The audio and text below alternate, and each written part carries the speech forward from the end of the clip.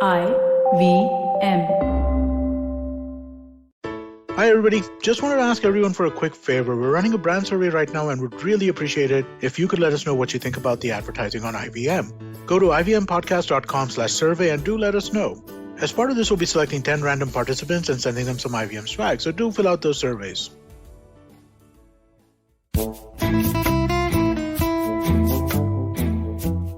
सदफ, हाँ जी सर। आज के एपिसोड में रिसर्च नहीं करनी पड़ेगी ज्यादा, बस इतने बड़े आदमी हो गए हो, काम चोरी चालू। अरे खुद ही आज हम हमारी रिसर्च की सोर्स को ले आए पॉडकास्ट पर। क्या बात कर रहे हो, ये बढ़िया काम किया। गुरु कौन है? आप जैसे आपको पता नहीं है। So today we have the absolute honor of having Vikram Doctor on the show. Vikram is not a doctor, but you might as well give him an honorary degree in food analysis. Yeah, but Archit, even before we go to that path and get into discussing with Vikram, याद है वो दिन जब आसमान में सूरज और चांद दोनों के दीदार एक साथ हो रहे थे, सर्द हवाएं चल रही थी और हम एक सड़े से कैफे साकेत में बैठे हुए थे, वहां पर कॉफी चाय कुछ तो पी रहे थे। और अचानक से ये जिक्र छिड़ा कि भाई पॉडकास्ट में किसको सुनते हो, food podcast. And both of us unanimously said Vikram Doctor, और तो कोई है नहीं।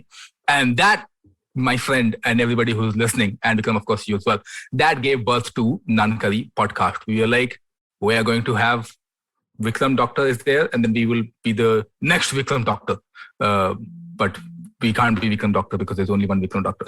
That's really kind of you guys. But the truth is, my podcast was done like now about 5 years back, at a time when podcasting was just starting off, and most people didn't listen to podcasts. And I think what's great is now, podcasting has grown to the point, thanks to podcasts like yours, where there is actually a real audience for podcasts. So, it's amazing that what we started with Audiomatic way back has become the sort of space that it is now. And, full credit to like podcasters like you guys. Yeah. And the brilliant thing about your podcast, the Real Food Podcast, is that you can actually hear it even in, say, 2025, it will still make sense because there's nothing contemporary about it. So I quite like that. It's a timeless piece of content. Yeah. And I think we still, clearly what Archita said, we still listen to, often when we're researching basis, a lot of us listen to Vikram ka podcast. Or, and let me tell you, I'm not going to be ashamed. मैंने तो ET का subscription भी इसीलिए रखा है. Thank you. That will help with my editor. और किसी के लिए मैं I don't read ET for anything else but reading your thing. Thank so you. Everybody already know Vikram Doctor is a legendary columnist. He writes and talks about food and everything around it. He, as Archit mentioned, Real Food Podcast, and of course, I think you also created Naan Curry podcast. So welcome Vikram. Thank you to Naan Curry podcast. And also Sadaf, today we scored a half century. This is our 50th episode. Oh wow, that's so cool. I think, and that, you see, you're beating me already because I think we only made it up to about 42 podcasts. So like, this has already taken you guys beyond what we did. Yay! Almost like a year. Yeah. हम ऐसे हम लोग सब happy dance करेंगे थोड़ा देर के लिए, मतलब पॉडकास्ट के बाद अपने घरों में। It's appropriate that we have Vikram on the show for us. That is true. To join us for our 50th episode. Anyway, Vikram, we want to start off, before we get into the topic of the show, we want to start about your life first. So let's go back a bit. That's terribly boring. I mean, like, journalists never talk about their lives. I mean, I'm just a journalist. I write on food, the end of the story. So let's get on to the podcast. I mean, you're stuck with us. We actually called you to know more about you, and we load you into with an interesting topic. So you're stuck with us. So I'm just curious, if you go back to your childhood, is there anything that influenced your professional interest in food as an adult?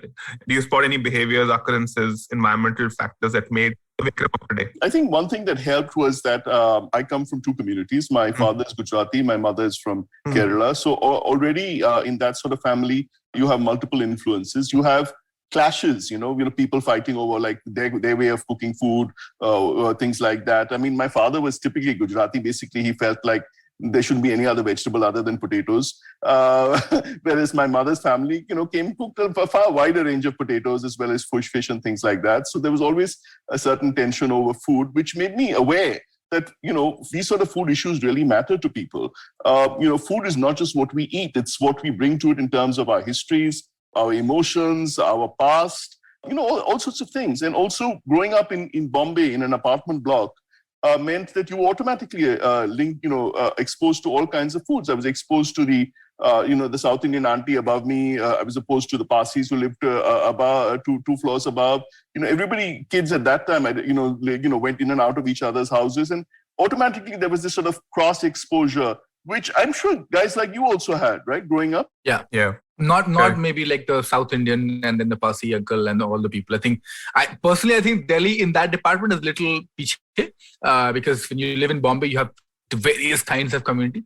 Delhi is limited to mostly north. Yeah, but what's interesting is there are different areas. Like army kids, for instance, grow up with that. Army kids grow up with that sort of cross-pollination.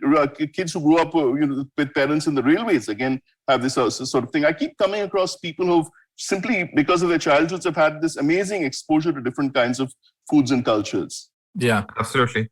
I opened up in terms of knowing more about food when I went to college in Mumbai. I'm originally from Delhi, and I stayed in a Gujarati area. I went to Narsi Monji. Oh my God, that must have been like trauma for you. Initially, yes. But then I became a bit open to trying out a lot of new things. I still don't like vada pav though.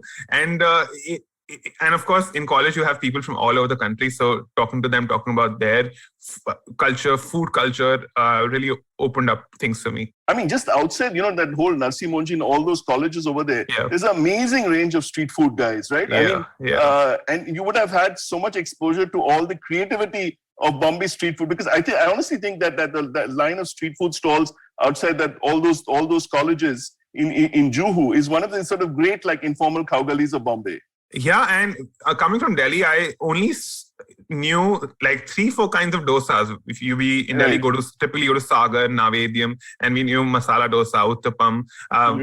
If you want to be creative, then Mysore masala dosa, and then you go to this cow gully. Spring dosas.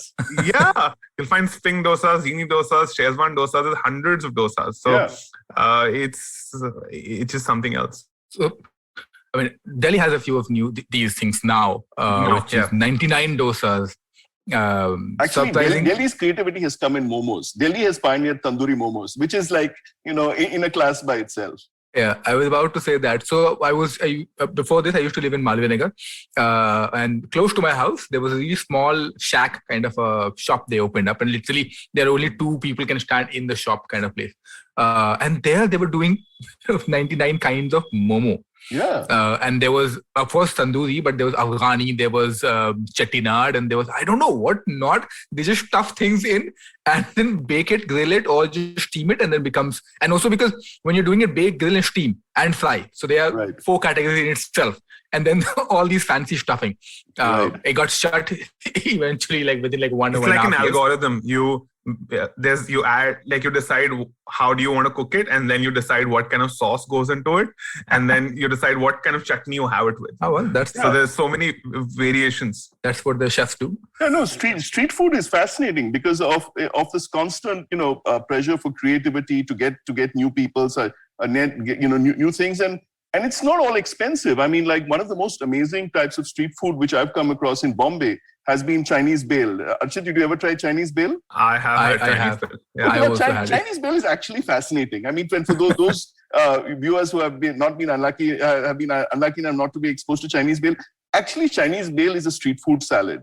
That's what it is. It involves cabbage, which is actually fascinating to me because I think Indians cook cabbage in wonderful ways, but nobody ever talks about cabbage. You will never find cabbage in a restaurant.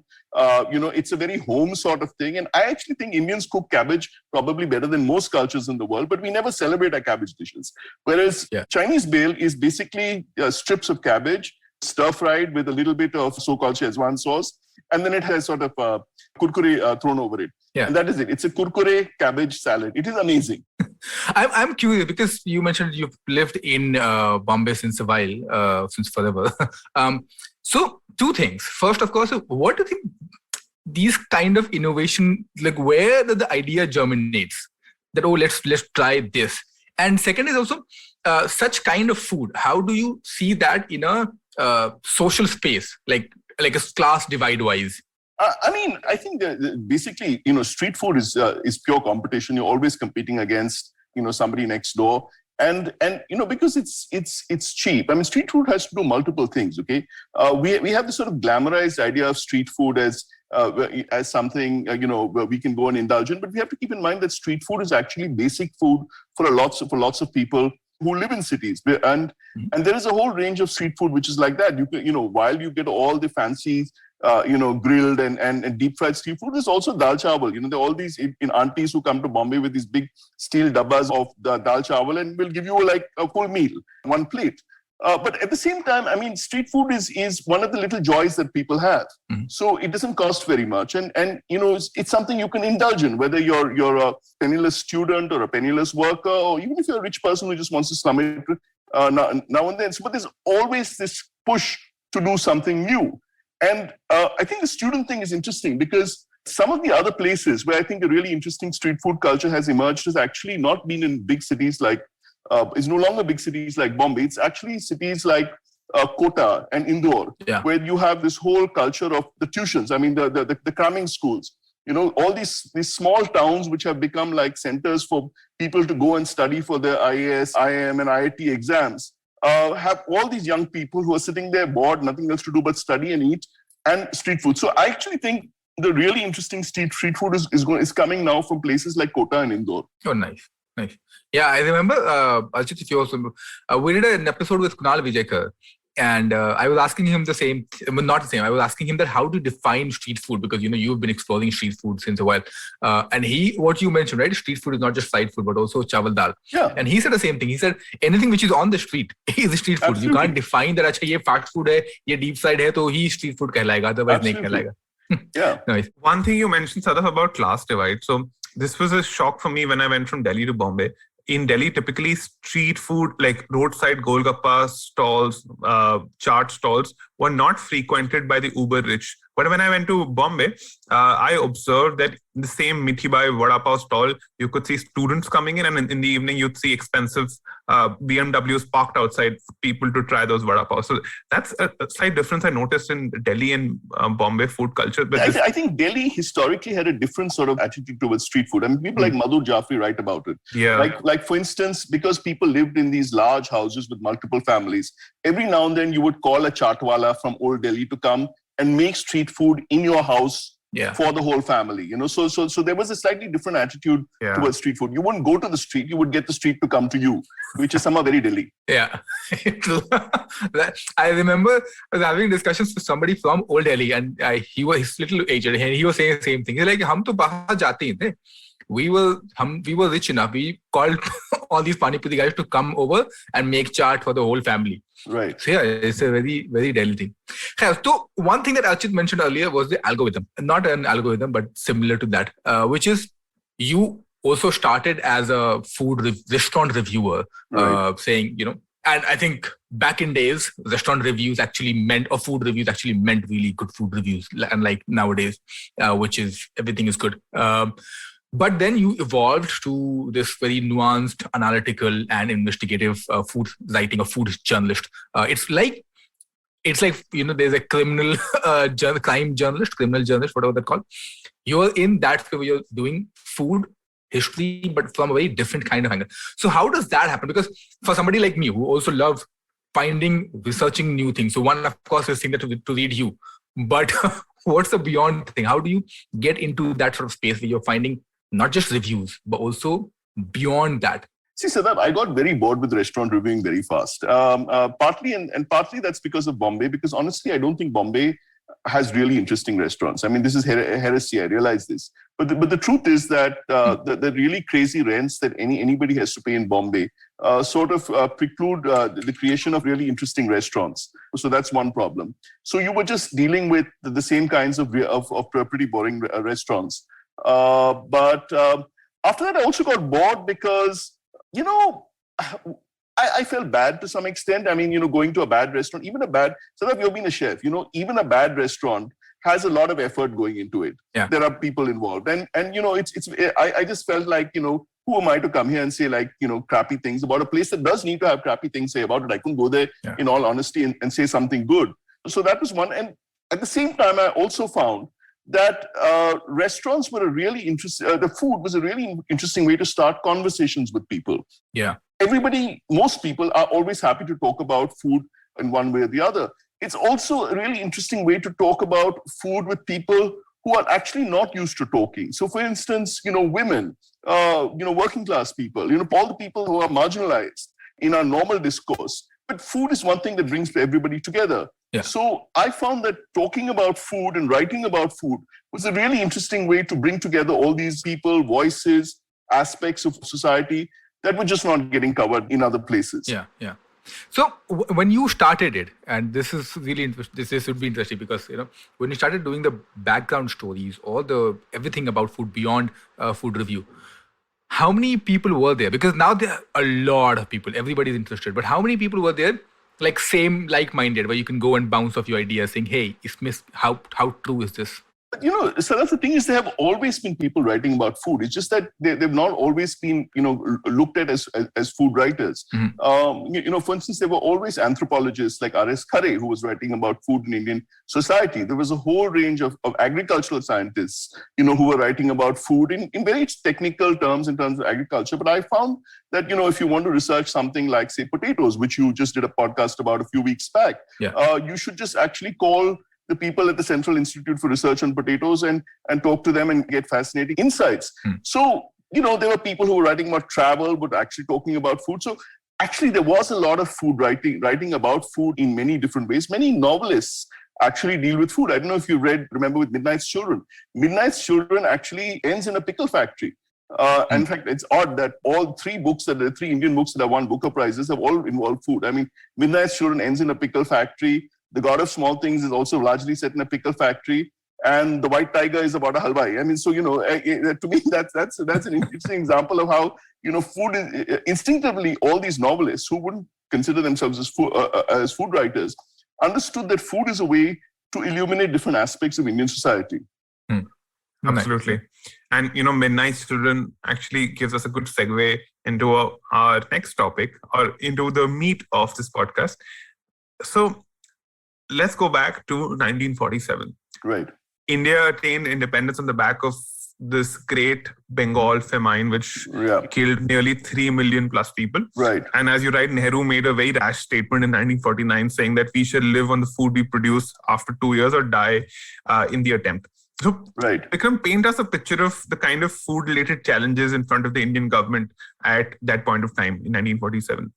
Right. So, I'm really grateful to you guys to accept my suggestion that, we could talk in this podcast, we could talk about food and hunger, because typically this is not a conversation that food writers have. I mean, when you talk about food, you want to celebrate the joys of food, the abundance of food, the varieties of food, and you don't want to actually talk about hunger, which has always been a reality of life in India, and still is a reality of life in India.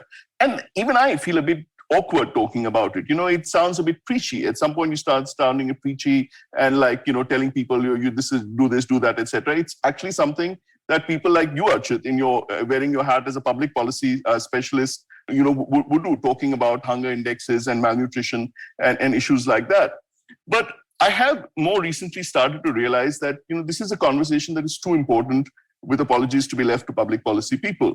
It's a conversation that has to involve a much wider range of society. The fact that, just in these last few weeks, we've had a whole new data coming about how low India rates on the global hunger index, about the effects of malnutrition, especially on Indian women. And this is shocking. We are about to celebrate 75 years of independence. And hunger is still an issue in different ways, just as it was at the time of independence. So I've been feeling for a long time that this conversation about hunger has to become part of some way. And I'm still feeling a way.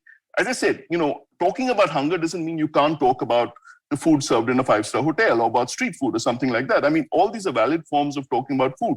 So in a sense, it's a challenge that I'm also trying to figure out. How do you bring in a conversation about hunger in a credible way, in a way that will resonate with people? And actually, the one thing I think that really helped crystallize this was actually COVID and the lockdown. Where were you two guys when the first really hard lockdown happened? Home with family. Yeah. No, where? In Delhi or in Delhi? In Gurgaon. Yeah. In Gurgaon. Okay. Well, I was here in Goa, where I am at the moment. And the first lockdown was really eye-opening. I mean, typically, people think of Goa as a place of abundance. It's one of India's relatively richer states. People come here to party. People associate Goa with good food. But in that first lockdown, Goa got a sudden, sharp realization about how precarious our food systems are. Because Goa now, partly because, it's a state where tourism dictates everything, has started growing less and less of its own food. In that first lockdown, when state borders were closed, suddenly we realized that all the vegetables in Goa come from Karnataka, all our grains come from Maharashtra, even fish, which was typically, which you would expect to be caught in Goa, was increasingly coming from trawlers which land in other states. Some of our fish even comes from the east coast of India. And suddenly Goans suddenly realized, it was a wake-up call, that our food systems are much more precarious than you realize. At the same time, we also became aware that there were all these poor people in Goa who were in a really bad position. I mean, people like me didn't, it's a few problems, but not major problems. Whereas, Goa has a construction boom, and there were all these construction sites where workers were virtually locked in by their contractors and with a bag of rice and were coming very close to starvation. Goa has a lot of older people. We don't talk about this, but one of the results of this sort of huge diaspora of Goans who have moved out of India is that a lot of older people have been left here and left to fend for themselves. So I live in Asagaon in North Goa, which is a fairly affluent area. But even here, there were homes where there were little old people who were completely blindsided by the lockdown and coming very close to starvation. I mean, what happened in that thing is it was again instructive. A lot of Goans got together, a lot of long-term residents got together and tried to find ways to help. So for instance, one of the biggest landowners in the neighborhood I own is a lady who still has farms in interior Goa. And she had a lot of the 2 or 3 basic things that are still grown in Goa: rice and alsand, which is the bean that you know as lobia, black-eyed peas. It's one of the few beans that grows in a tropical climate like Goa. So she had sacks of rice and alsand, and she just gave them to a bunch of volunteers and said, just go ahead and distribute this. And so the bunch of volunteers, including my partner, went out and actually went to construction sites, to old people, etc., to distribute these very basics of rice and beans. It came around to as basic as that. Then other things happened. We suddenly realized that it was summer. It was the beginning of summer, and suddenly there was actually food all around us. We just had to realize it. I mean, there was jackfruit, for instance. That was a season when jackfruit was just getting green and large, and the perfect time to cut and cook katal. I mean, my one regret, Sadaf, is that in your book, Dastani Dasikwan, you have this wonderful recipe for kairi and katal kyopiasa, right? Yeah. And I kept saying that, your book came out somewhere in around that time. And I was kept saying, because I really want to cook this because this is ideal. There's katal and there's green mango. I never cooked it. I mean, the recipe is from where? This was experimental. So I found this in Gujarat. Somebody was cooking this. And so that's where a lady by just noted her recipe. Yeah, but as I said, this made me aware of all the food that's literally growing in trees and all around us. Yeah. And I think lockdown should be, I don't know if it's actually going to be in the long term, it should be have been a way to kick us into starting conversations about food security, food systems, understanding the precariousness of these food systems, and how we need to compensate on the fact that often, markets will not always deliver what we want. So that, I think, made me understand that we need to start talking about hunger. We need to start talking about food systems. And this is not a conversation that, as I said, we can leave to public policy specialists. Yeah. Just one thing, Vikram, because both of you, what Archit was asking the same lines and what you were saying, right? How much of a role does hunger play in food, or hunger and waste both, in food innovation? That when you're creating new things or just eating, does hunger make people really think better on utilizing ingredients and food material better? Well, it has to. And we see this pattern happening repeatedly, through the decades as India has tried to grapple with this issue of hunger. So, for instance, in South India now, you have all these products made with wheat, which were typically not the case. You never had things like Malabar parotas and things like that in Kerala in the past. A lot of these products really only started coming in post the 60s when, to deal with the acute crop failures in the 1960s, India was forced to start accepting American aid. And of course, the Americans typically would give aid in the form that was convenient to them, which was actually their farm surplus. They had these vast surpluses of wheat. So we started getting in all this wheat. But if you talk back, and maybe people like your grandmother or something will remember, even in parts of India which were used to eating wheat, this American wheat came as a real shock because number one, it was high gluten wheat. Okay, because that's what they wanted. They wanted wheat which is high in gluten for making bread, whereas the sort of wheat that we were used to eating in India is low gluten wheat, which is more ideal for making things like chapatis and parotas. And many people remembering at the time that there was horrible, how hard the chapatis were with this wheat. I mean, so a lot of people were forced to innovate, and especially in South India, a lot of the innovations involved ways to use this. So, actually Malabar parota uses so much fat in it that it sort of takes care of gluten. I mean, basically, if you add that much fat to wheat, then you're going to end up with something tasty. Yeah. Even bread, I mean, the consumption of bread, you always had pockets like Goa where there was bread. And to be honest, I'm increasingly interested in where Goa used to get its wheat from. It's not actually clear because wheat does not grow in Goa. And it shows the sort of wide-ranging trade that happened with Portuguese India. Some wheat seems to have come from Madhya Pradesh, the central India. Some wheat seems to have come from Punjab, Karachi, where you had a large Goan population. Some wheat even came from Russia, because Russia, this is one of the problems that so much of our history is so Western dominated. We tend to see everything in terms of flows from India and Europe. Yeah. And we ignore that through most of the 19th century, Russia was a major exporter of wheat to Asia and the Middle East through the Black Sea and Odessa. And so I suspect some of the wheat was even coming from Russia. But I said that was just Goa. After the 70s onwards, you see wheat growing, wheat consumption growing. And one of this is as a response to the sort of wheat that we got from the USA in the 1960s. That's very interesting. And, one unintended consequence of the Green Revolution and this import of wheat was that India reduced the amount of coarse cereal that we consumed. So I think it declined from 35% to 5% in rural areas from 1961 to 2011. And millets, as you know, are gluten-free, so they don't spike up your blood sugar levels like the kind of wheat that we got from the US does. And also they are a good source of nutrition. And a lot of poor in India are malnourished and anemic because a lot of them just eat the roti with water, right? So if you eat wheat with water versus if you eat millets with water, there's a huge difference in the kind of nutrition levels you get. Do you think this? Yeah, but see, actually, this is an excellent example of where I think public policy people need to talk to food people. Mm-hmm. Because I've heard this endlessly, that, we need to eat more millets. And I agree, we need to eat more millets. In my diet, I eat a lot of millets. Millets are great. Millets are nutritious. So why don't we eat more millets? Why don't poor people, even when they have access to millets, actually want to eat millets and they would prefer eating rice and wheat? And part of the answer is actually in the name. Millet comes from meal, which means thousands. Now, the one character, millets is a confusing term. Millets actually is not one family, like rice and wheat are basically from the same family. Millets actually are a range of grasses and even certain pseudo cereals, which are not actually cereals. Like buckwheat and amaranth and things like that.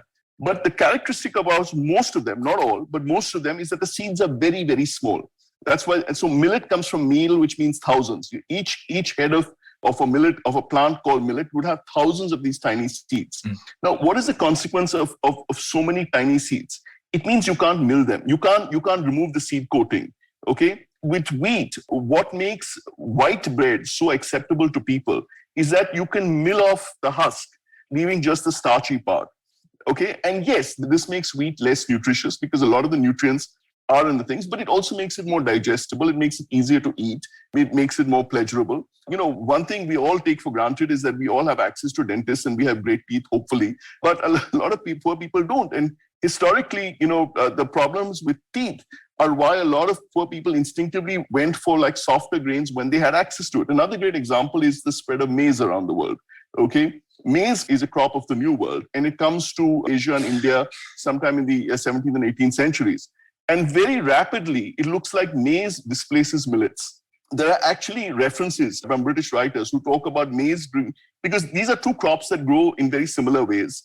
They require similar conditions. They have two crops a year. So there are actually references where you can see where maize is displacing millet. And the reason for this is maize is more delicious. It is much more starchy. It's larger grains. It's easier to eat. So, this is the problem. Now, where food people can come in is food people can tell public policy people that, it's all very well to say that millets are great in nutrition. We should all be eating millets, which is true. But unless you can find a way to make millets more palatable to people and easier to cook and easier to eat, people are not going to eat millets. Yeah.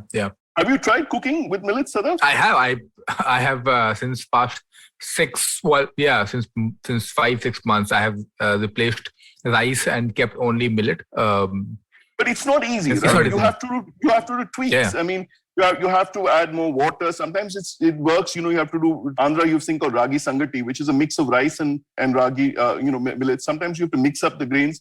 Just jumping straight into millets is never easy. No, yeah. I mean, even now as well, it is not easy because again, what you were mentioning, rice is much more softer, and also I think our brain works that way. Like for example, even though we know that samosa, let's say baked samosa is healthier than fried samosa, but our mind will reject it because we've always been accustomed to sort of eat fried samosa. Right. And that's like eating millets every day. And even though I sort of add everything, but make it really chatpata, add dressing, add whatever.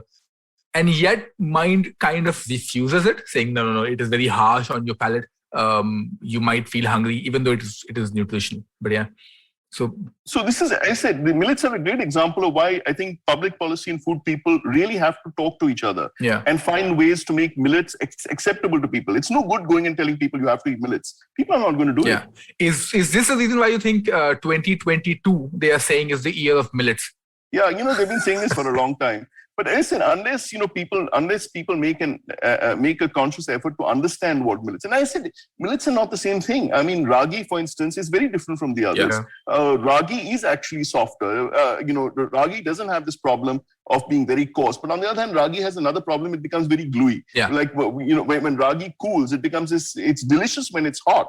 But when it cools, you've seen this, right? It becomes this hard, gluey mass. Yeah. I mean, have you ever had this thing called ragi mudde in Karnataka? Yeah. No, ragi mudde is a fascinating dish. It's the one dish that I know that can actually try and strangle you. If you're not careful. You are learning how to eat ragi mudde is a real art. Yeah. You have to take just a little bit and you have to cover lots of liquid and then swallow it. And it shouldn't be too hot because it's very easy to choke yourself. It's very tricky actually.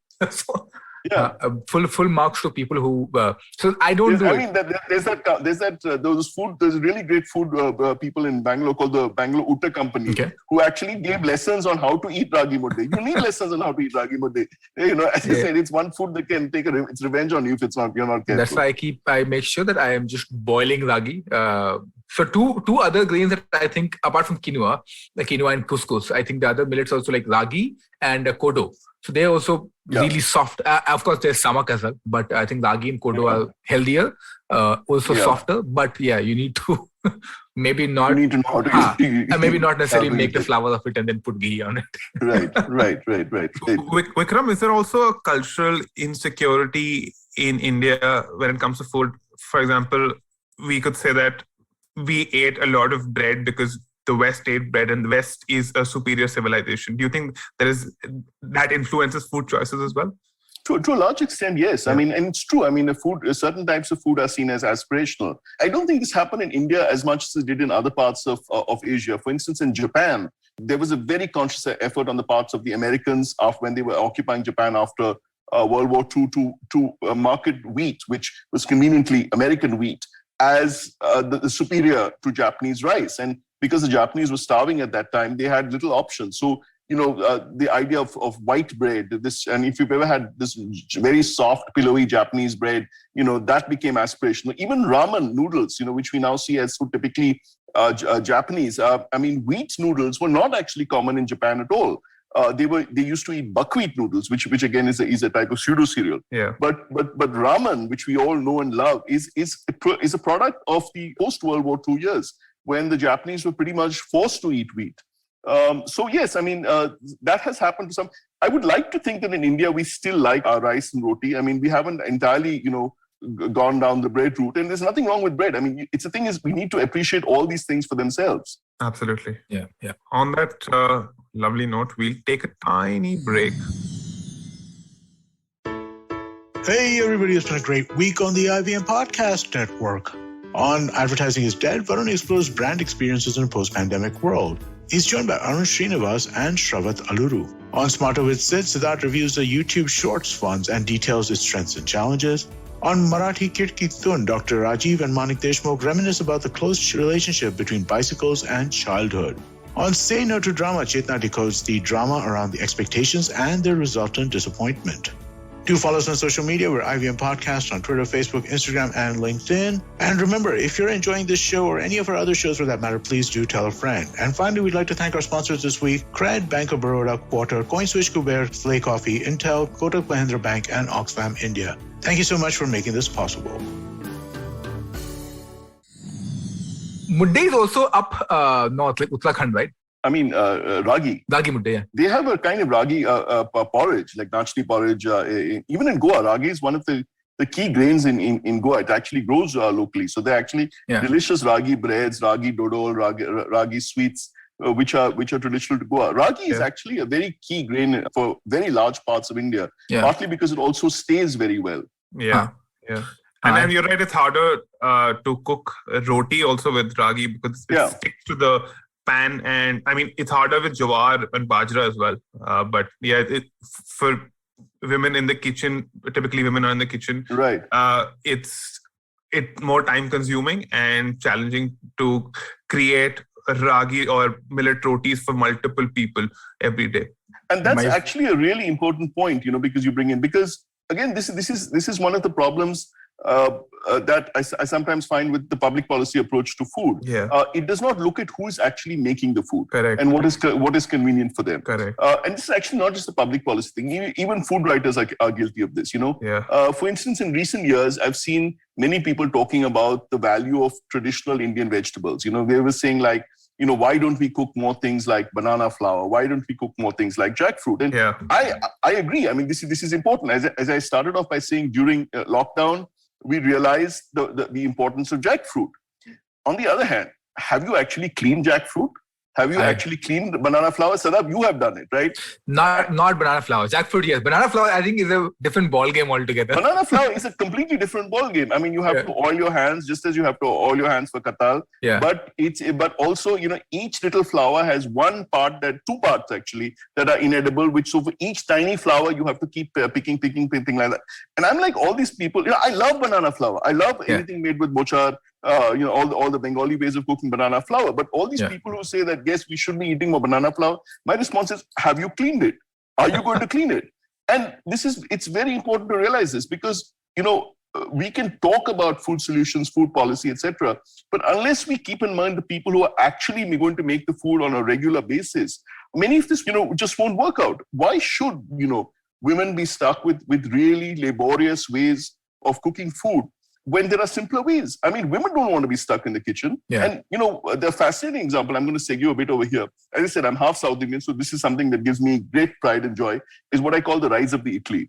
And, this has been, I can't remember, going back decades, people have tried to find ways to mechanize the making of rotis. Okay, they have come up with roti machines. There's Rotimatic. You can go to the Golden Temple and find these gigantic roti making machines. It never really works. I mean, it works in specific contexts like the Golden Temple where people basically have to take what is given to them. But try and sell roti machines to homes. It just does not work. And part of the reason for this is that making a roti is both simple and incredibly difficult.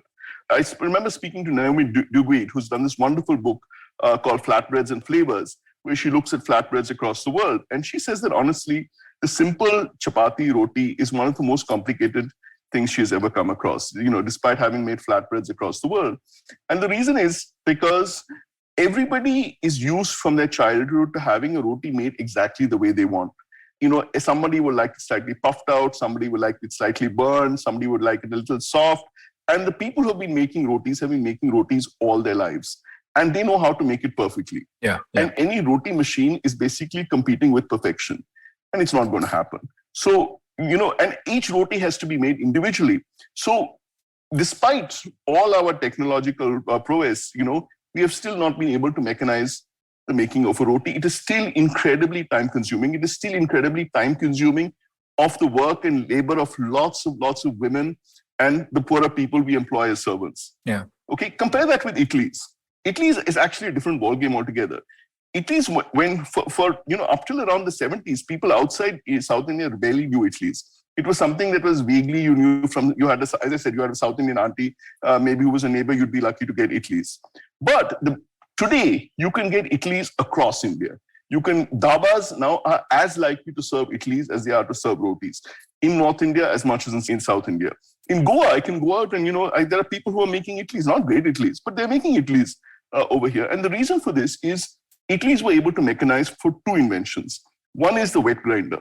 Okay, the wet grinder, which you've seen, which basically mechanizes that process of grinding the idli batter, is an invention that comes up somewhere around Coimbatore in the 1970s, I think. There's somebody who's written, a couple of guys have written books about this, but we still don't know for sure who invented it. But basically, around Coimbatore, this innovation comes up of attaching a grinder, a stone grinder. Keep in mind, okay, it's still a stone grinder inside a steel vessel and attaching that to a machine. So suddenly the grinding of idli batter becomes way easier. And around the same time, you see the introduction of pressure cookers to Indian kitchens. Pressure cookers come to India.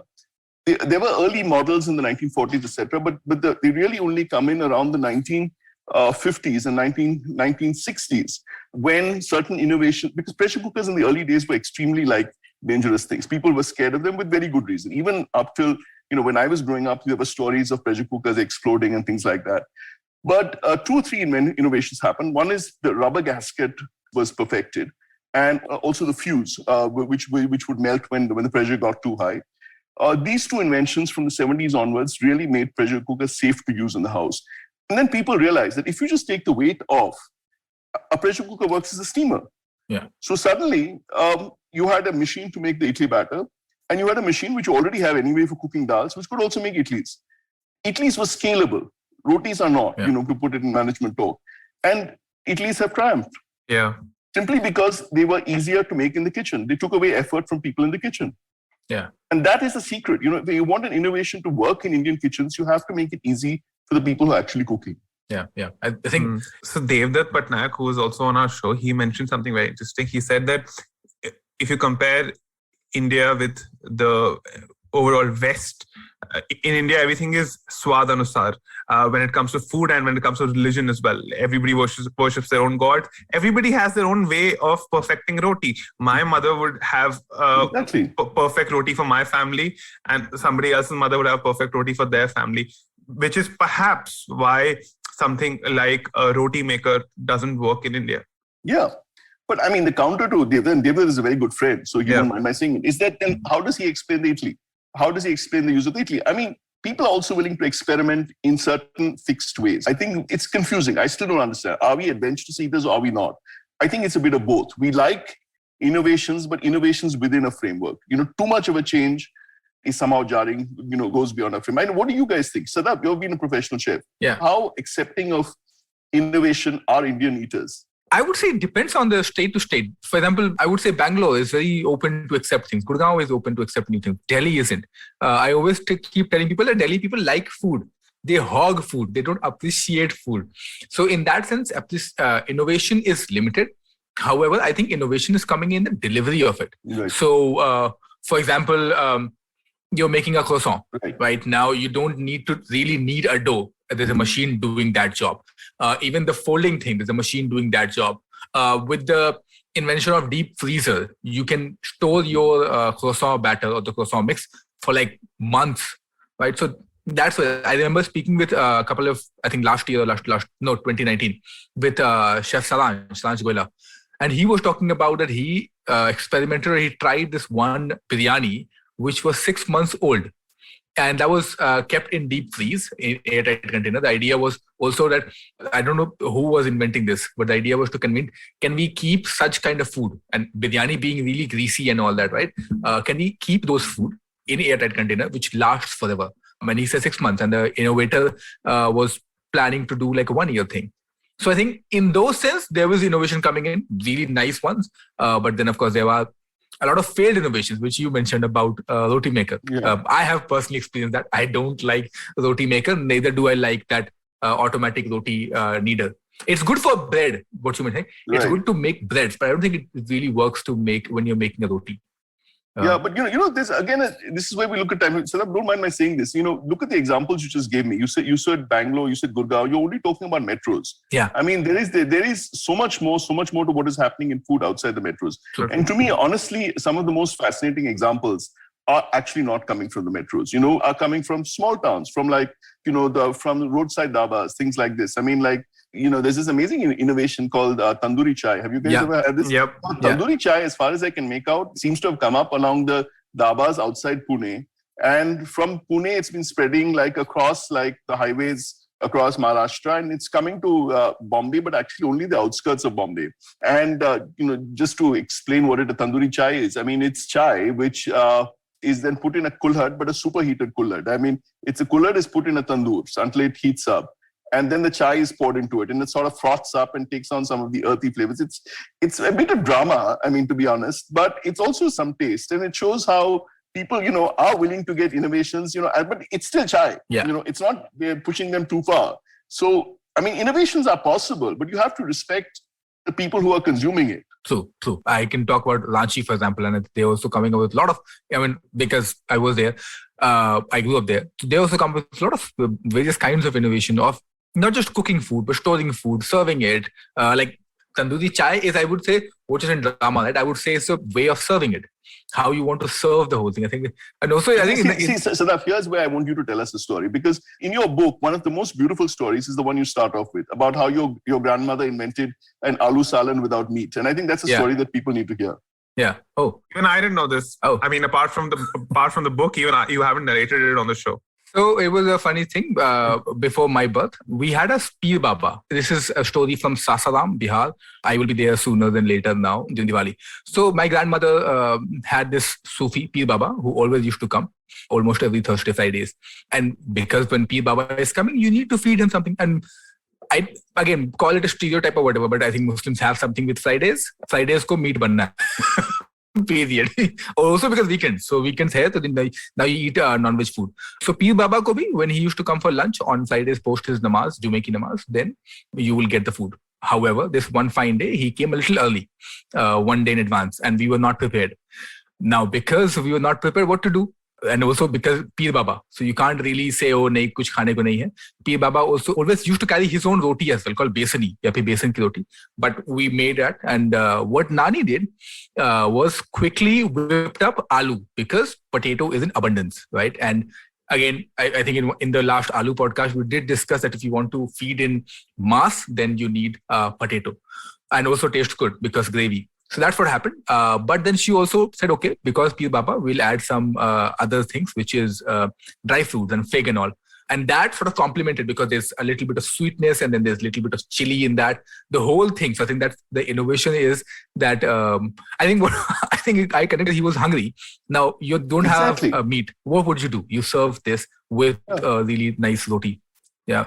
I mean, and that is such a lovely story, because it shows so many things. It shows your grandmother was obviously a great natural cook, because, a natural cook knows how to innovate. It's very easy being a good chef when you have fantastic ingredients. I mean, like when in a big hotel and your commissary is giving you like lamb from New Zealand and salmon from Alaska. Yeah, sure, you can be a great chef when your ingredients are great. But I think a real challenge of being a good chef is when this sort of situation, when you have to improvise with what you have, which again goes back to lockdown, when we again suddenly had to realize we had to make do with what we had, at foods that were local, foods that were at hand, foods that were growing on our trees. And that again is one of the realizations I think that we need to have, that we should not depend on everything coming in on foods that are delivered to us by the market systems, by large corporations. Not that I have a problem with corporations, but that's a different discussion. But we need to be able to a real understanding of food. And this is where chefs and people like you have to lead this discussion, that we need to pay greater awareness of how to cook with what we have, which is what your grandmother did. The other reason I love this story, and so many other stories in your book, because again, it breaks through the stereotype that, all Muslim cooking is about meat only. Yes, Muslim cooking is a lot about meat, but it's not only about meat. And, this is one of these really unfortunate, even dangerous stereotypes that has come in the sort of time that we live in, that to be Muslim or to, you have to be, not Hindu means you have to eat like meat. You have to eat lots and lots of meat. And all sides are complicit in this. I mean, to some extent, I think even some Muslims and some meat eaters are complicit because when they start eating meat, they think they only have to eat meat. That I see this in Goa all the time. People when they come to Goa, they ask me what sort of food to have. And their idea of food is that very typically meat-heavy food that is promoted as Goan food in the tourist sense. This is complete rubbish, okay? That food is often really bad. Especially in so-called Goan restaurants, is everything doused in one kind of masala called Reshad masala, which is boring as shit after a point. And it also does not reflect what Goans actually eat in the house. Goan Hindu food is fantastic. I like all Konkani food. It involves, vegetables. It involves some fish. It involves dried fish, again, which is a great flavor ingredient that we tend to overlook. It involves a lot of local vegetables. I would say if you come to Goa, you should always try and find Goan Hindu food. And at the same time, I know that's not easy because it's very hard to get. Because nobody cooks it. Because in restaurants, people will cook it at homes. There are a few caterers who will make great Goan Hindu food for you. But even Goan Catholics, they don't eat meat all the time. I mean, they eat a little bit of meat with a lot of other vegetables and a lot of other grains. And what I get from your book is exactly that a lot of Muslim home cooking involves, things like chukandar gosht and things like that, where vegetables are cooked with a little bit of meat, not this intense meat-heavy focus. That unfortunately, this is the sort of polarization that either you're a vegetarian, you have to eat only vegetarian food, or if you're non-vegetarian, you can only eat meat, which is like just to me completely absurd. I remember there was a discussion happening as well, and this person said, I don't remember who said it, I'm a part-time vegetarian, non-vegetarian. I'm like, what does that even mean?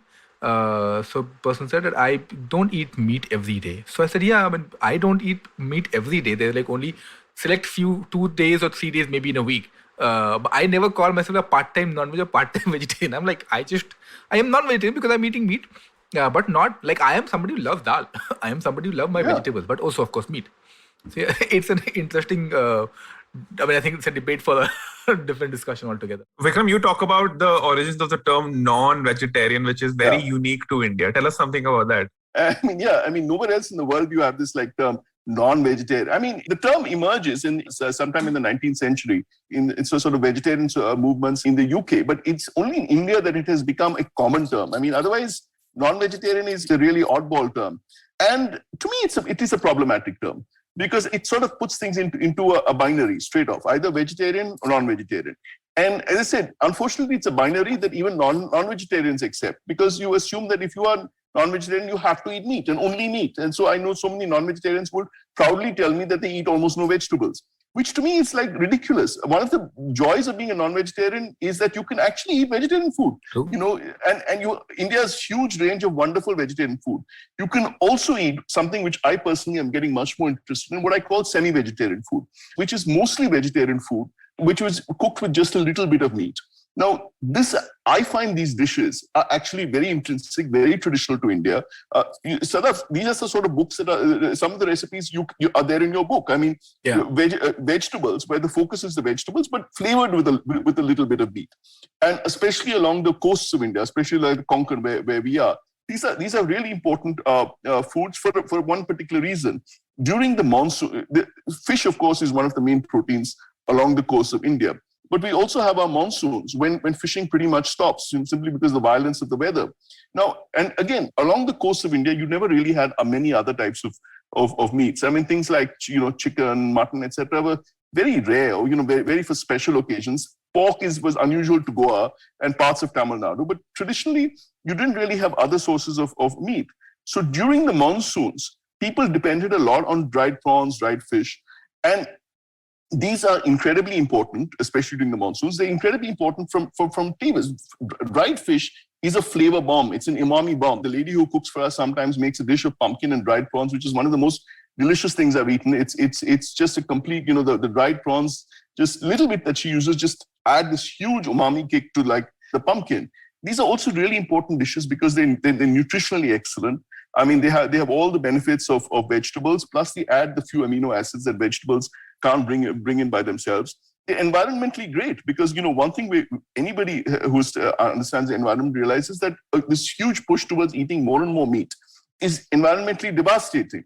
But at the same time, we have all these dishes which are mostly vegetables or grains, but flavored with a little bit of meat. It's also interesting that many of these dishes don't use the premium cuts of meat. Many of them use like offals, things like that. Side cuts, things like dried prawns, small dried prawns, not the giant tasteless monsters that we get in restaurants all the time. And to me, these dishes are really important, but they're vanishing because they are falling between this vegetarian, non-vegetarian binary. Restaurants will not serve them because vegetarians won't eat them. But non-vegetarians won't eat them either because they're not meaty enough for non-vegetarians. So despite the fact that these sort of semi-vegetarian dishes are some of the best things you can eat in Goa, there is hardly any restaurant which will serve you anything like them. And this is why I think, what people like you are chronicling, like in Dastarkhan, are so important. We need to record these sort of semi-vegetarian dishes. And I don't know, find some ways to get people to start cooking them or even restaurants to start serving them. So I'm reminded of this one more dish which is semi-vegetarian, which comes from Bihar, I believe, which is called angushti. And I was telling the same thing to Shubhra a couple of days back as well, which is when you are done making Bihari kebab, what would you do with the leftover masala? And again, Bihar being a poor state back in days as well, and still it is, don't want to throw away or waste anything, right? So, and same with the marination. And nowadays, chefs would say, don't throw away the marination because so much of flavor, etc., etc. They knew back in days as well. So what they would do is take the masala, add atta in this, and a little bit of sugar, and then knead it. And then that goes back on the tandoor, the open tandoor basically, not the angithi jisko bolte. So angithi. And then you grill it again. And that's called angushti because of the finger imprints. So angutha, say angushti. Lovely. It goes well with your Bihari kebab. Yeah. Also, no wastage whatsoever. Yeah. And it falls between a semi-vegetarian because you're still using the same marination of the kebab. Right. It's just absolutely amazing. Yeah, and I said, these are the sort of stories, these are the sort of recipes that people really need to bring in.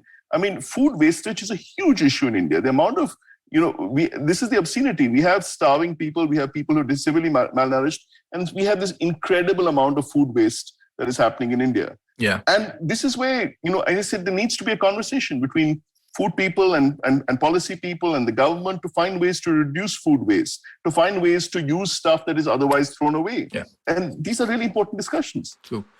So I think the conversations can go endless because this is the amazing thing. First, I think we'll take a break and others can in the meanwhile find the recipe of how to use banana peel in making banana bacon. हम मिलते हैं break के बाद.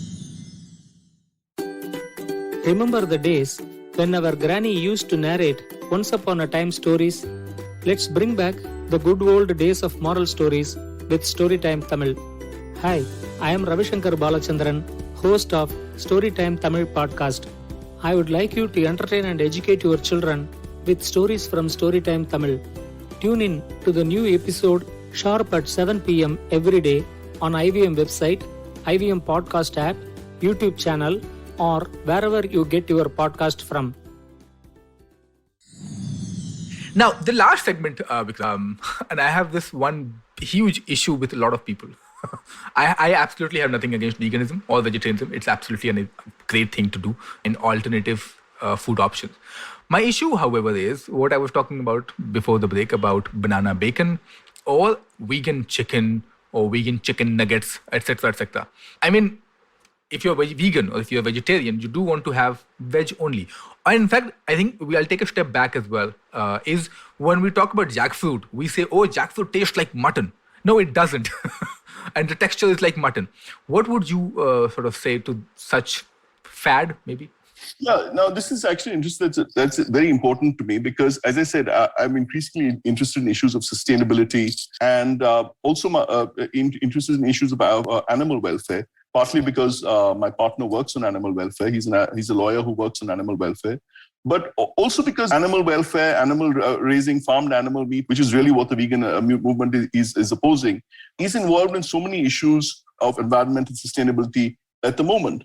So I find these products really interesting. But yes, I see where you're coming from. That it is a problem, calling them bacon or chicken when to me, the real problem with calling it that is that it sets itself up for failure. You will eat it. And yes, as you said, katal, green jackfruit is a great product in itself. As soon as you say it's like mutton, and your instinctive reaction is like, no, it's not like mutton. And then you don't like it because of that, instead of appreciating the fact that katal is a great product in itself. That soy is an important product, is really important. People don't realize that soy is like one of the mainstays of the midday meal program in India. So, soy is one of the key things that we have to talk in if we want to talk about hunger and malnutrition. Having said that, I also understand where these people are coming from, because they're trying to create a paradigm shift, and they are pushing technology. Now, yes, these pita products may not have worked. Have you tried Beyond Meat? No, not yet. Okay, try it. And then we come back and we have this discussion. Beyond Meat, which is now being sold in India, these are the two big US companies working on alternate foods. There's Beyond Meat, which is using plant-based products using yellow pea protein isolate. And there is Impossible Foods, which is using soy. Okay. Beyond Meat is radically different. Okay, my mother is an arch vegan skeptic. I'm not a vegan, though I sympathize and I'm interested in vegan issues. I eat everything. Though on my day-to-day basis, my diet is usually plant-based. But my mother is, like many people, a huge vegan skeptic. She's nothing she likes better than making fun of vegans. And so recently when I was in Chennai, where she lives, I found a packet of Beyond Meat burgers and Beyond Meat sausages, which are being imported and sold in India. Now, it's still very expensive, so I'm not saying this is going to become common, but it's technology in the next 5 years will bring the cost down rapidly. Yeah. So I cooked the burgers and the sausage and I gave it to her to try. And I said, remember, she's a huge vegan skeptic. She tasted and said, like, this is remarkable. What Beyond Meat has achieved is it's not going to be like the best meat you've ever eaten. But honestly, how often, every time do we eat meat? Is it the best meat we've ever eaten? No, it's not. Yeah. Most of us are eating just regular meat, which is from the butcher, which is frankly from a factory farm system. Beyond Meat is better than that, okay? The burgers, the sausages, they have that slightly grainy, that slightly fatty texture of meat. And keep in mind that this is a technology that is at the starting stage. I think the potential that Beyond Meat, and I can't comment about Impossible Foods because I haven't tried it, but I have tried Beyond Meat, and I really recommend, suggest people, try it.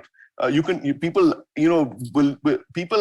are ready to try weird like things. They'll go abroad and they try snakes and scorpions, etc. But when I say try Beyond Meat, they say, "Oh God, no! Why would I want to try something like that?" I mean, what is wrong with you? It's just a burger. It's like it's manufactured. If you're eating a biscuit, that's as manufactured as a Beyond Meat product is manufactured. Yeah. Beyond Meat to me is a paradigm shift, and one of the problems is it has to deal with the fact that there have been so many failures in terms of like the jackfruits and things, which people have said people are associating with that. It's not. It's like when, it's like when the iPhone came. And, yes, you had mobile phones before. The iPhone was a paradigm shift. Beyond Meat is like that. Wow. And to me, this is a discussion that needs to happen because factory farming is a problem. Yeah. Factory farming is a problem in huge and multiple ways. It's a problem in terms of animal welfare. It's a problem in terms of environmental welfare. It's a problem in terms of health because so many zoonotic diseases are clearly being bred within the factory farming system. Yeah.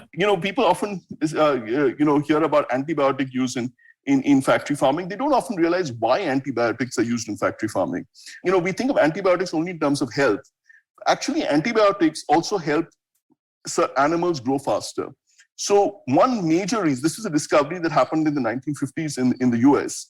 And even today, people are not entirely sure why this happens. But a few scientists discovered that if you feed chickens a high dose of antibiotics when they're chicks, they grow really fast.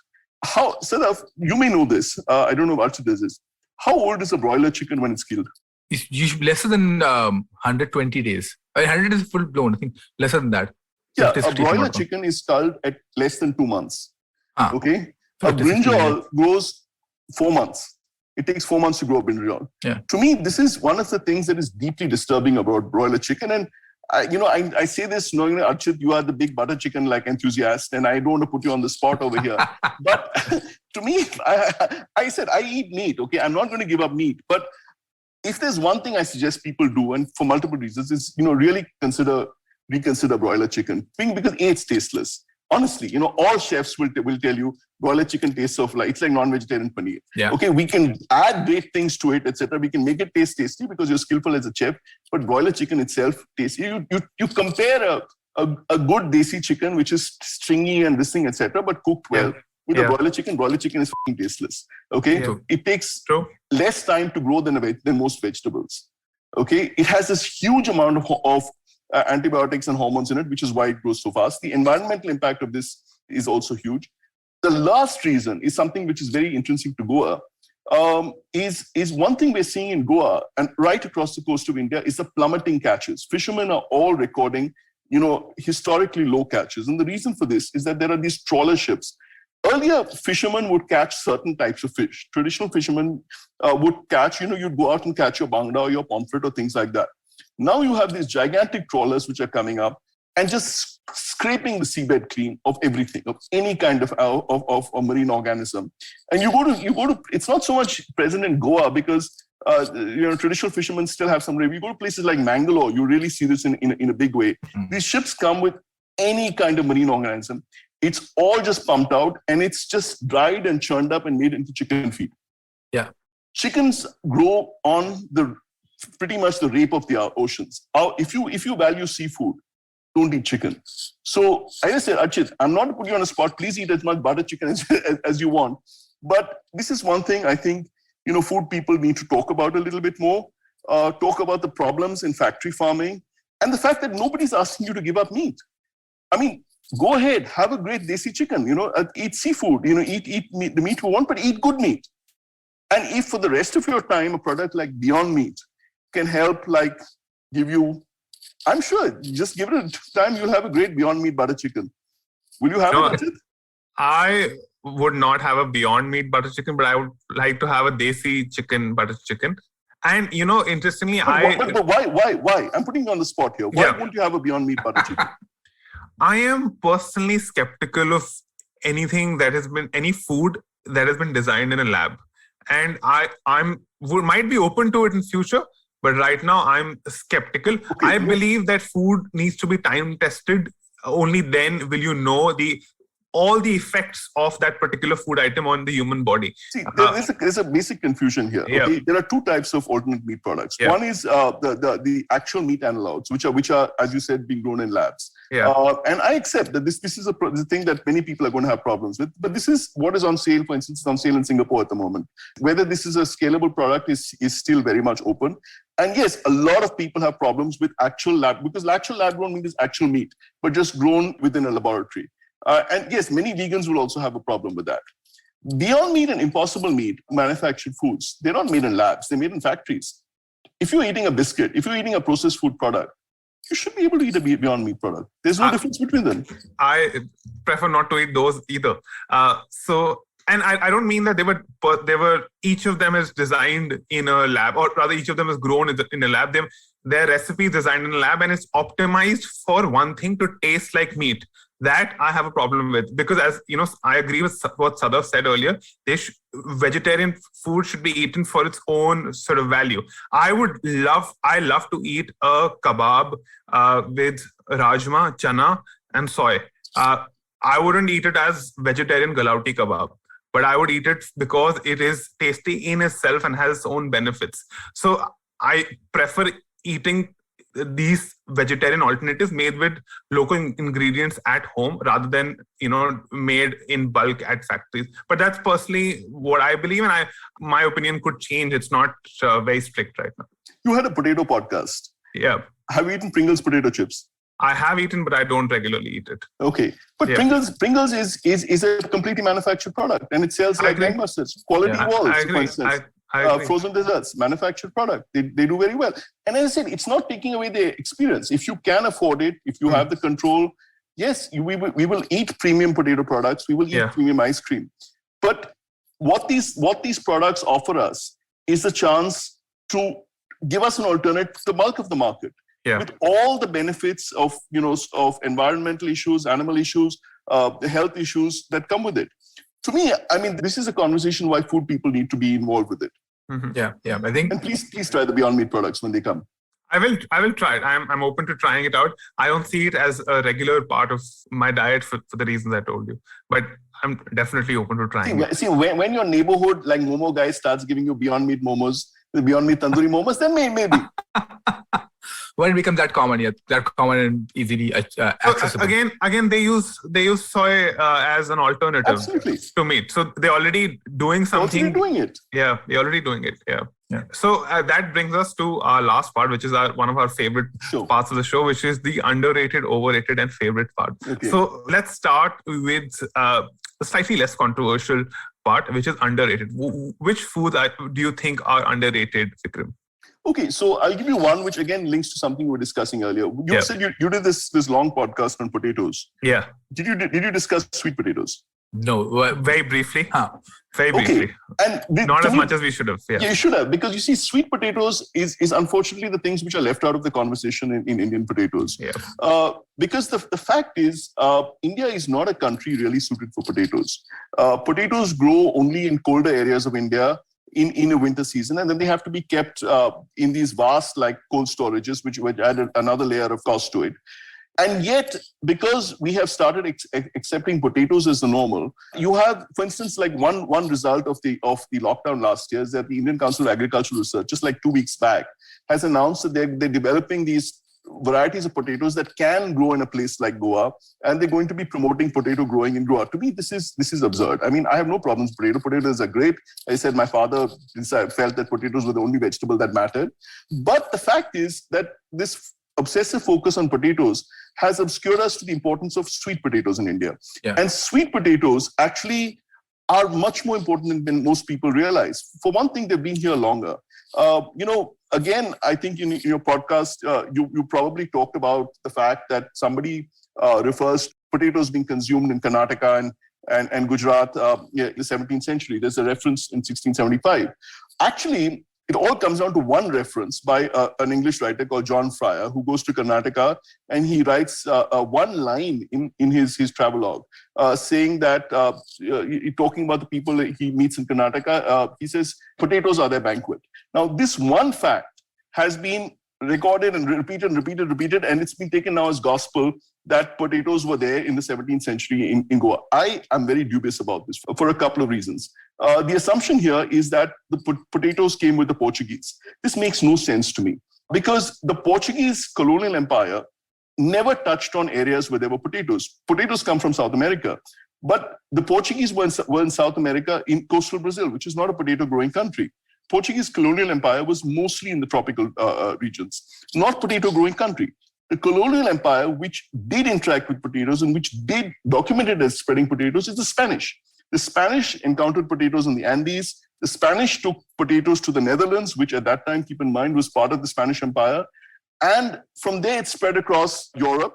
The Spanish may even have brought potatoes to Asia, because there's this really important part of global trade called the Manila Galleons, which basically the ships that crossed the Pacific from Acapulco to Manila and took a lot of products from that route, west to east. And from where they entered China, chilies probably also came that way to China, if not to India.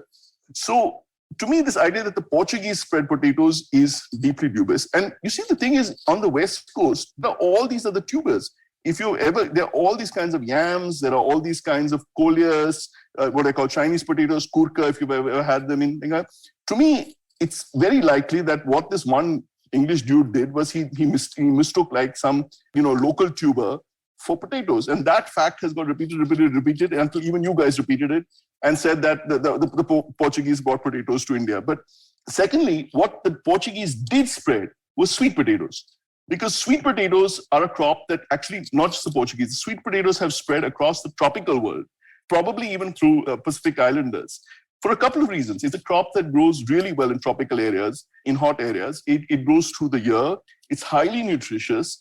Also, a key important factor, you can eat the leaves. Have you ever cooked potato leaves, Sadath? No. Potato leaves are delicious.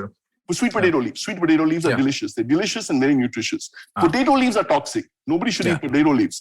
But sweet potato leaves are delicious and highly nutritious. So to me, this is a really good example of why, because of our focus on the West, because of our focus of the Western influence of things, we are neglecting something that is really typical to India.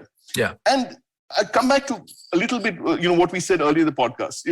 Innovations only become part of the kitchen if they're easy for people to cook. Sadaf, as a chef, you will know, how are most potatoes cooked in professional kitchens. You Is somebody cleaning them and cooking them?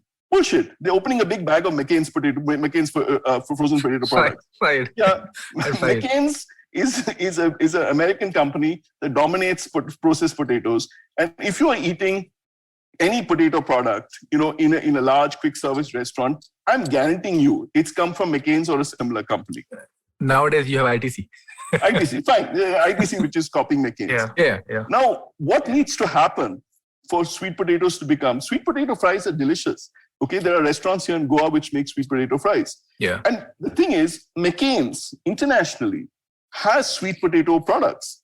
They have sweet potato products in the UK. You have sweet potato fries in the UK because people there are now aware of health and nutrition and they want the complex carbs that sweet potatoes provide. To me, what is stopping McCain's from bringing sweet potato fries to India? Nothing, except they have the technology. All they need is the demand. Yeah. All they need is chefs and consumers to say that, yes, we'll buy sweet potato products. Yeah. So, sorry, this has been a very, very, very, very long answer to a very simple question that you asked. But to me, this is an example of how all these things come together.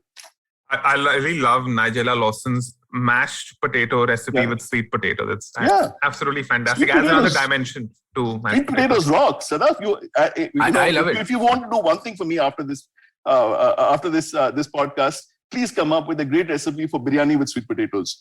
Done. Only sweet potato? Or something else? I mean, whatever. Other stuff also, but no potatoes. But instead of, that Calcutta biryani which uses potatoes, okay, try devise a version using sweet potatoes. That's very interesting. Done. I will surely try it. And because sweet potato is my favorite thing. It's apps, and especially, a couple of years back in Delhi, I tried for the first time ever, street side made that smoky grilled sweet potato. And which we make with star fruit. Sweet potato and star fruit, which is wonderful, no? It's one of the best Delhi potato chili it's amazing. Ever. Yeah. And I became a fan. Now. I mean, I don't even know where you found it. There used to be these guys who would make sweet potato and star fruit chaat, which is fantastic. Yeah. I mean, you still find it at like pockets, but I just still love it. One reason why the winters that I wait for is so that you get sweet potato in the market. And to me, look, this is the creativity of street food. Who ever thought that star fruit, which grows easily and rapidly, I have a gigantic star fruit tree in my garden over here. But the problem with star fruit is that it looks very pretty, but it's a sort of insipid tasting fruit at best. But somehow some inspired street food guy realized that combining star fruit and sweet potato and then dusting it all with chaat masala give you this incredible healthy. It's also a healthy chaat because it's not fried. This incredibly tasty, healthy chaat. Good. And now to your favorite food. I don't know. I mean, dal, actually, I think. Again, Saraf touched on dal a little earlier. And to me, dal is the key to Indian food. And again, people often don't realize why dal is so important, though the answer is in the name itself. Dal, we get the name dal because it's broken. I mean, dal is milled. Dal is broken. I mean, the root, in a very different sort of sense, is also gives the root of Dalit, the broken people, the people ground down by oppression. And again, this is something people ignore. Around the world, people eat pulses, beans, pulses, lentils are very important in cultures across the world. India is one of the few places where we eat broken pulses, milled pulses. Yes, we also eat the sabut, like masoor with sabut, moong, etc. But a huge amount of what we eat is milled. Dal milling is one of these really big, important agro businesses that people often take no notice about. And milling does something very key.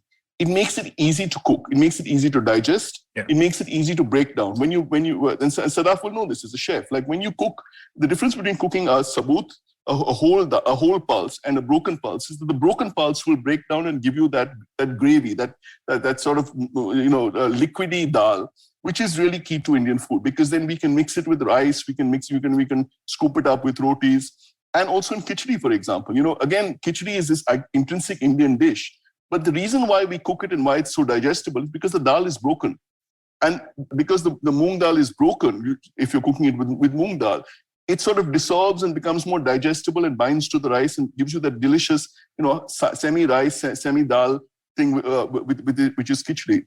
So to me, I mean, dal is hugely important in India, broken dal. But it's something we often don't realize how important it is. I think dal is also the OG plant-based protein and perfect for vegan. Absolutely. The products I'm talking about are made from that. Like Beyond Meat, for instance, is made with yellow pea protein, which is yellow pea protein. If you're willing to listen to 5 minutes more of a rant from me, 10 minutes is actually the food product that is much more important than most of us realize. Okay, we know of it in India as we think of yellow peas as something we eat in. If you're eating this Bombay dish called ragda patties, for instance, or things like that, or vatana or something, we think we eat it. Actually, all of us are eating yellow peas without realizing it. And the reason is, as I said, one of the problems with the way we approach food is that we don't think of things that are really important. So all our focus in the Green Revolution was rice and wheat. Okay, dal never received that focus because the Green Revolution was this global thing, and rice and wheat is important globally, but dal is not. Dal is important only to Indians. And so dal has never received that sort of focused attention in agriculture that cereals and rice have received. Absolutely. The consequence of that is that we are still, 75 years after independence, still lagging hugely on pulse production. We do not produce enough pulses. The other problem with pulses, and it's a very Indian problem, is that we all don't like the same pulses.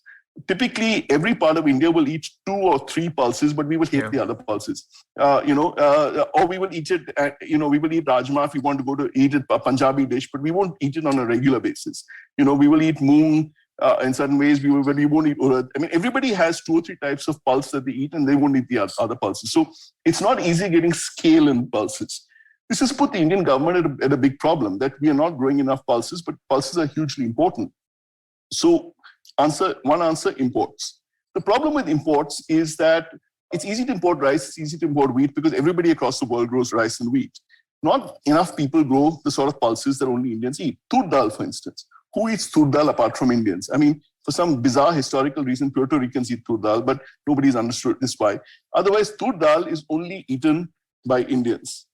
Now, we have to get other countries to grow tur dal for us. Burma grows a lot of tur dal for us. And one reason why the Indian government keeps its mouth shut about human rights abuses in Burma is because we depend on Burma for a lot of tur dal and chickpeas. Australia and Canada are willing to grow tur dal for us, but they want forward contracts. Okay, they're not going to grow tur dal just in the anticipation that there's going to be a shortage in India. And because the Indian government never gets its act together in time, they never really managed to balance out our demand for tur dal with tur dal being grown internationally for the Indian market. What has happened to fill the gap? The answer is yellow peas. Yellow peas are grown in Canada on a vast scale. The prairie states, Saskatchewan, Manitoba, grow huge amounts of yellow peas. They always have. Historically, it was a rotation crop because, they're legumes, they restore nutrition to the soil. So people would grow wheat for 2 crops and then yellow peas in between. And yellow peas were used largely for feeding livestock as animal feed. In the 19th century or the early 20th century, as Indians went as indentured labor to the Caribbean, they needed to be supplied dal, some type of pulses. And some colonial guy put the two together. They were like, we have Indians in the Caribbean who need pulses. We have Canadians, also part of the British Empire, conveniently enough, who are growing vast amounts of pulses. Let's connect the two. So if you look at any recipe for pulses from the Caribbean, from Trinidad or anywhere else, it's nearly all yellow peas. Yeah. And at some point, I suspect in the 1960s or 1970s, the Canadians realized, hey, why are we just selling it to Indians in the Caribbean? Let's send yellow peas to Indians in India. And this is what happens. Every time we fall short in pulse production, we call the Canadians. There's a government organization called Pulse Canada, which has an office in Delhi, which basically exists to facilitate this. Yellow peas come in huge amounts to India. And we eat it without realizing it. Sadaf, you will have known the difference between besan, which is from chickpeas, and besan you buy commercially in the market. Everybody complains about it, that besan has changed. Yeah. The reason besan has changed is because besan now is mostly yellow peas. Unless you know for yellow pea flour, unless you know for sure that it's coming from chickpeas, it's probably yellow pea flour. Okay, that's a lot of people also picking it up from local, getting it grounded or picking it up. Exactly. People say that the sambar, for instance. Okay, people say, why does sambar taste different in my home and why does sambar taste different in a restaurant? The answer is very simple. At home, you can make it with tur dal. Is any restaurant going to spend a huge amount of extra money for tur dal? Rubbish. No. Restaurants all use yellow peas. Okay. yellow pea flour, if you're eating sambar from a restaurant, it's made with yellow peas, unless it's like a restaurant you can really trust. Yeah. I mean, the weirdest is something, I think it was Tata's or something. They actually created a product called Dal Analog. Dal Analog is basically manufactured dal. It's yellow pea flour, a little bit of soybean oil. You mix it into paste and you extrude it into pellets, and you have a dal which looks like tur dal, but it's actually yellow peas. Oh, yeah. And as I said, I'm not saying this is good or bad, okay? I've actually cooked sambar with yellow peas and tur dal, and I've compared the two. And it's different. It's not that it's more. Yellow peas are slightly sweeter, slightly flourier. They have a slightly different texture, but it's not bad. It's acceptable sambar. It's a sambar you're eating in restaurants most of the time and you don't even realize it. Yeah. But as I said, our not being aware of dal is what has enabled this sort of yellow pea explosion in India. It's become the food that we all eat, but we don't realize we eat. Goes back to what you were saying about people actually growing it. Yeah, there's a whole system. And the final part is where Vikram tells us his overrated foods. And before you do that, Vikram, I have to clarify that chicken is also my overrated food. And the only exception to that is butter chicken. Otherwise, chicken is at the bottom of the pecking order in terms of the meats I like. I would say mutton, seafood are right at the top. Only exception is butter chicken. That's my weakness. Otherwise, my best friend and I have a rule: whenever we go out to eat, or whenever we're traveling to another city, we avoid at all costs. We avoid chicken at all costs. So we have to eat other meats, but no chicken, unless we're traveling to, say, Punjab and we want to try butter chicken. That's the only exception. So yeah. Okay, obviously I want to say broiler chicken, but I won't actually, because I actually feel there's a real tragedy with chicken, because if you look at it, I mean, chicken is actually Indian. Chickens around the world are derived from the red jungle fowl, which is native to India. It's one of the weird things that, Indians have never really cared much about chicken, but chickens went from India around the world and developed, and the sort of broiler chicken was developed in the US in the 1930s and 1940s and 1950s, and then came to India. So despite chickens being intrinsic to India, the chicken that we eat today is not really Indian. But as I said, it is chickens. I mean, there have been analysis of potsherds from the Indus Valley civilization have found that some kind of red jungle fowl was being cooked as way back. So I mean, I can't really say something so intrinsically Indian. I mean, I will say that the food I find a bit boring is biryani, because everybody else loves biryani and goes on about biryani. But to me, partly perhaps because there's so much bad biryani. To me, while there can be great biryani has become a very lazy dish. It's become the one pot, one solution dish that is cooked. And there are multiple reasons for it. One is because it's easy, I guess, for caterers to cook. It's become a part of our political system. I mean, I don't know if this is true of the North, but in Tamil Nadu, there are political rallies are run on biryani. In Calcutta also, there are these caterers who are really part of political systems, who get contracts, to create vast amounts of biryani. And so it's convenient in that way. But to me, it's often a deeply boring dish because it's often made with the most boring types of rice. Basmati, again, would count to me as now one of the most boring types of rice, simply because it's overused. Yeah. And we have all these other amazing varieties of rice in India, which should be used. South Indian biryani should never be made with basmati. It should be made with something like jeeraga sambal. But these days, it's made with basmati because basmati is seen as prestigious. So to me, biryani is deeply boring, but I'm sure the sweet potato biryani that Sadaf is going to invent for me is going to be amazing. I'm surely going to try this week. Sweet potato biryani will be on the menu. And I will give you my review of my own food. Awesome. So on that, and I completely agree on the rice part. I think Jeera Kashala is and I was quite surprised every time when I go down south. They're like, why are you using biryani rice? It's just not your rice. Stop using this. Let the North use biryani basmati, and you use the Jeera Kashala, Jeera Kasamba, whatever you call. Awesome. On that nice biryani note, let's end the podcast. Dukaan karte hain band. If you like this podcast, don't forget to check out other interesting podcasts on the IVM network. You can listen to us on the IVM Podcast app or ivmpodcast.com. You can also follow us on our social media.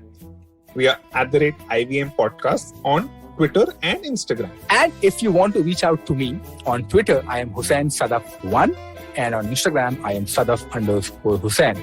You can reach out to Archit on Twitter @BandTofu and on Instagram @TheHustlingGlutton.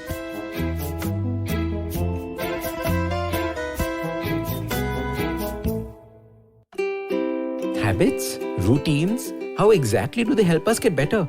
Well, to simplify it for you, tune in to the Habit Coach podcast. I am Ashton Doctor and I'm going to be here to help you get better daily with some simple, easy to do habits that you can easily adapt to your life.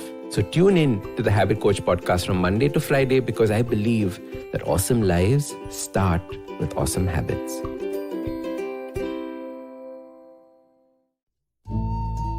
सफर, रास्ते, मंजिल और मुकाम अक्सर ये हमसे कुछ कहना चाहते हैं, पर हम हैं कि अपनी रोजमर्रा की जिंदगी में इन्हें सुनने से कतराते हैं।